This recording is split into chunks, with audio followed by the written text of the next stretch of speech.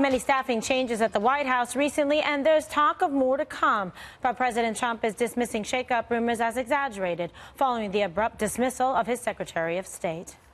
They wrote a story about staff changes today that was very false. We made a wonderful change. I think Mike Pompeo is going to be an incredible Secretary of State. We have some wonderful ideas. I've gotten to know a lot of people over the last year. You know, I've been in Washington for a little bit more than a year, where some people have been here for 30, 40 years. I've gotten to know great people. So there'll always be change, but very little. It was a very false story. It was a very exaggerated and false story. But there'll always be change, and I think you want to see change. And I want to also see different ideas. Larry Kudlow just came in a little while ago. And I think Larry is going to be outstanding as economic advisor. So we look forward to it. More now with Chief White House Correspondent John Roberts. John? Kimberly, good afternoon to you. Not sure exactly which report the president is referencing there as a false report, but Fox News was saying last night and earlier today that there were some expected staff changes ahead. They may number anywhere between 2 and 4, depending on the timing. And we were told by sources inside and close to the White House, but outside yesterday, that some of these changes were imminent. A couple of the changes that have been talked about, there's an awful lot of chatter about this one. Secretary of Veterans Affairs, Dr. David Shulkin, may be removed from his post. We are told by numerous officials in the White House and people outside that he has lost the confidence of the president to some degree, based on the findings of an Inspector General's report, as well as the travel where he had taxpayers foot the bill to take his wife to Europe. He later reimbursed the Treasury for that. But the president has always made Veterans Affairs a real priority. And if he's got somebody in there who he doesn't think is managing it as well as it could be managed, then he might make a change. There were some rumors yesterday that Rick Perry, the Secretary of Energy, might be the replacement. But I'm told by White House officials that both the president and Perry have said he's not moving to the VA. So another name that is floating to the surface, one that will be very familiar to viewers of Fox News, Pete Hegseth, who used to be the CEO of Concerned Veterans of America and is well-versed in veterans issues and how to restructure the VA. Fox and Friends host. His name is making the rounds again here at the White House as a possible replacement for Shulkin. A couple of other items that may be in the offing sooner rather than later. H.R. McMaster, the National Security Advisor, has been rumored to not have a great relationship with the president for a long time. There's a possibility he could leave, and that John Bolton, the former U.S. ambassador to the United Nations, may take his place. When it comes to the VA, Sarah Huckabee Sanders earlier today was asked about any staff changes. Here's what she said. I don't have any personnel announcements, but I can tell you that every day we're looking for how we can better the system, whether it's through policy changes or personnel changes, not just at the top level, but across the board.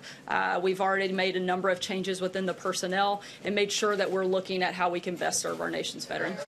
But the president again saying that such talk about changes is a false story. But I'm told by some people that he's getting tired, Kimberly, of these daily stories of the drip, drip, drip of staff departures and the chaos, and better to rip the bandage off all at once, get it all out of the way, then regroup and keep going forward. Kimberly? Okay, well, it seems a little bit like that, Gina. We'll see. John, thank you so much. All right, Dana, so lots of developments. We've been hearing kind of a steady stream of information about people that might be exiting the White House, different people that perhaps the president didn't feel that the relationship was gelling in the way, or perhaps it's just time to move on. So there's quite it's almost like a Broadway play at this point, but the cast of characters that keeps developing in terms of, you know, who might be leaving, in what order, progression, and who the possible candidates and replacements are. From a communication perspective, what do you think of the way this is sort of being disseminated and handled, and how could perhaps they do it better? Well, I think that every president should have people working for him or her that they can trust and that they have confidence in, and change is not necessarily bad. But from a communication standpoint, the easiest story to cover in Washington is personnel changes. And if you want to force the media to cover your accomplishments, then you're going to have to, like, serve them vegetables. But if you are serving up every day anonymous sources about somebody's in, somebody's out, and then having the president talk about it, then it is likely that they're going to eat dessert first. It's inevitable. Okay, well, there we go. All right, Greg. I guess it feels more like a business and less of a bureaucracy, because bureaucracy, you get pretty comfortable bringing your box of pictures and photos, put it on your desk. You can't do that with Trump.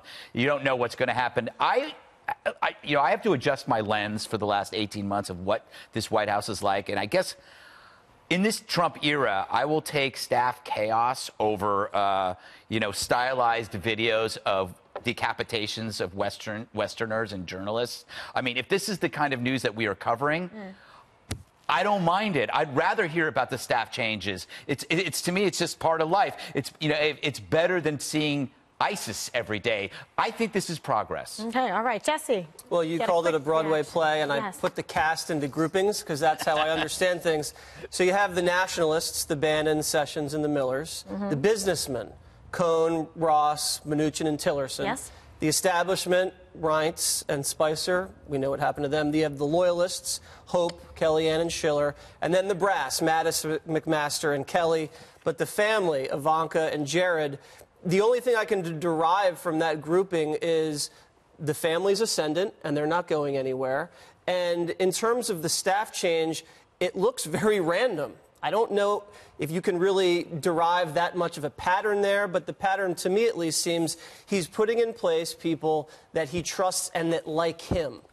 It's very important for the people that surround the president to support the president's agenda, agree with the president's agenda, and then personally like the president. We've heard a lot of people that are kind of doing their duty and kind of rolling their eyes, and those leaks really, I think, hurt the president and do him a very big disservice. So he's consolidating the group of people that are around him. He still likes the diversity of opinion, still kind of that serves him well, but at the same time, he wants to have people that surround him, that agree with him and like him.